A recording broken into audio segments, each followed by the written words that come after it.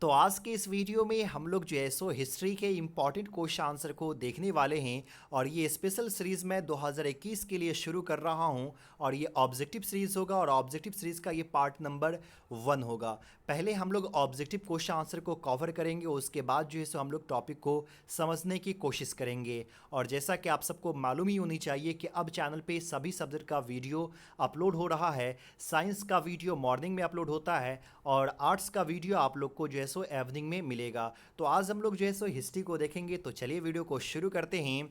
लेकिन उससे पहले आपसे एक छोटा सा रिक्वेस्ट है कि अगर आप हमारे चैनल पे पहली बार विजिट कर रहे हैं और अभी तक चैनल सब्सक्राइब नहीं किए तो प्लीज़ कर लीजिए और इस वीडियो को ज़्यादा से ज़्यादा अपने दोस्तों को शेयर कीजिए ताकि घर पे ही रह करके सभी जो है सो बोर्ड एग्ज़ाम की तैयारी अच्छे से कर सके। और वीडियो अच्छा लगता हो तो लाइक करना मत भूलिएगा। तो चलिए हम लोग वीडियो को शुरू करते हैं और आज के इस वीडियो में हम लोग जो है सो पहले चैप्टर के ऑब्जेक्टिव क्वेश्चन आंसर को समझेंगे, जिस चैप्टर का नाम है the story of the first cities Harappan archaeology, यानी कि हड़प्पा सभ्यता से जितनी भी इंपॉर्टेंट ऑब्जेक्टिव क्वेश्चन आंसर होते हैं आज हम लोग इस वीडियो में देखने वाले हैं। तो चलिए बढ़ते हैं पहले क्वेश्चन की तरफ और देखते हैं पहला क्वेश्चन क्या है। तो पहला क्वेश्चन कह रहा है, हड़प्पा टीले का उल्लेख सर्वप्रथम 1826 ईस्वी में किसने किया। तो जो दूसरा चैनल है आर्ट्स एकेडमी, उस पर मैं जो है सो हड़प्पा सभ्यता की खोज की कहानी का वीडियो अपलोड कर चुका हूं, जिसमें मैं बहुत ही अच्छे ढंग से समझाया था कि हड़प्पा सभ्यता का सबसे पहले उल्लेख किसने किया था। तो चार्ल्स मैसन एक बंदा है जिसने हड़प्पा सभ्यता का सबसे पहले उल्लेख किया, लेकिन उन्होंने उसका उत्खनन नहीं करवाया था। तो बात याद रखना कि सबसे पहले जो चर्चा किया था हड़प्पा सभ्यता के बारे में वो बंदा चार्ल्स मैसन था। चलिए अगले क्वेश्चन की तरफ बढ़ते हैं। अगला क्वेश्चन कह रहा है, मोहनजोदड़ो की खोज 1922 ईस्वी में किसने की।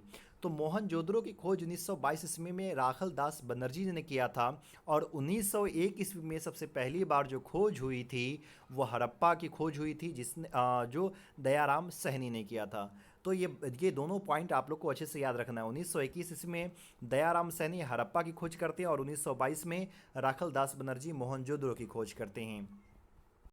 चलिए अगले क्वेश्चन की तरफ बढ़ते हैं। सिंधु घाटी सभ्यता में हल का प्रमाण मिला। तो सिंधु घाटी सभ्यता में हल का प्रमाण कहाँ से मिला था। तो कलिबंगा से जो है सो मिला था, कलिबंगा। तो सही आंसर जो है सो डी हो जाएगा। अगला क्वेश्चन है और ये कलिबंगा जो है सो राजस्थान में है।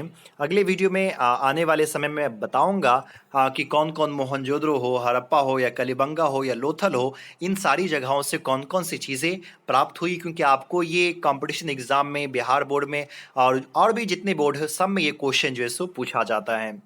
अगला क्वेश्चन कह रहा है, हड़प्पा सभ्यता में प्राप्त अवतल चक्की पर किस विद ने प्रकाश डाला।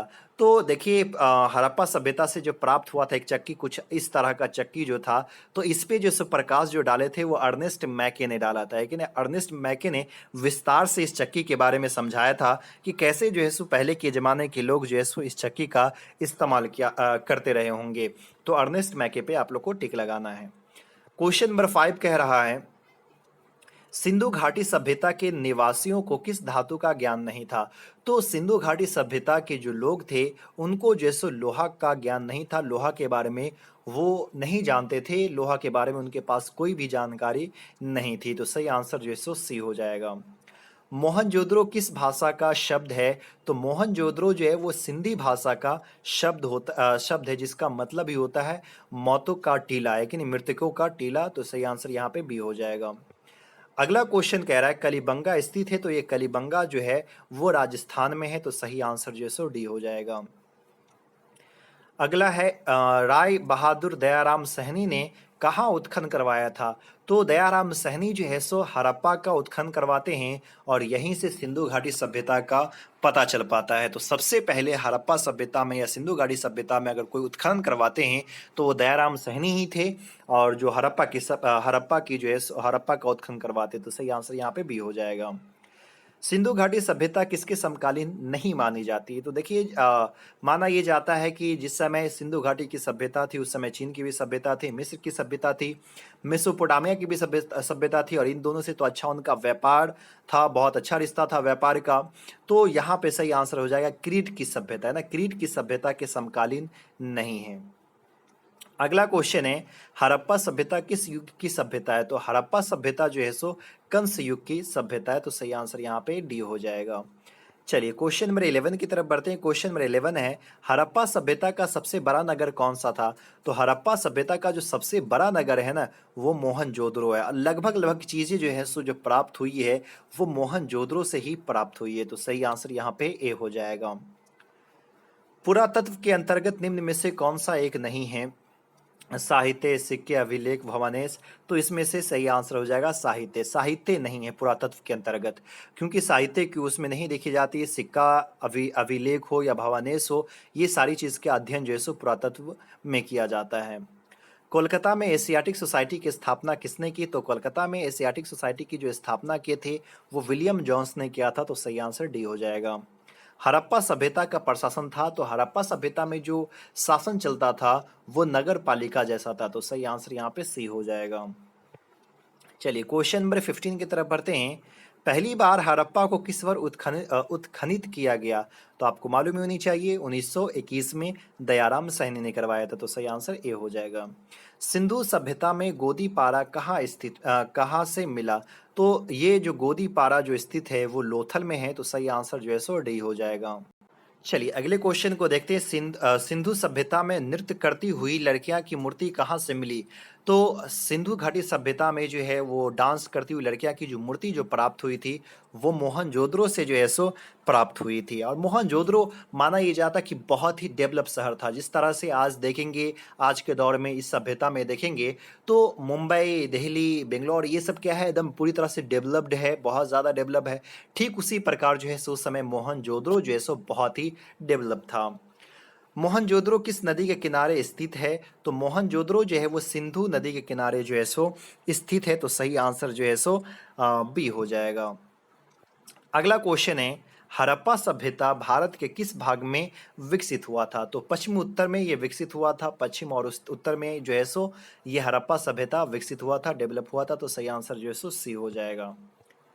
क्वेश्चन नंबर 20 है, लोथल किस नदी के किनारे स्थित है? तो लोथल जो है भोगवा नदी के किनारे स्थित है। तो सही आंसर सी हो जाएगा। राखलदास बनर्जी को मोहनजोदड़ो के अवशेष किस वर्ष मिले?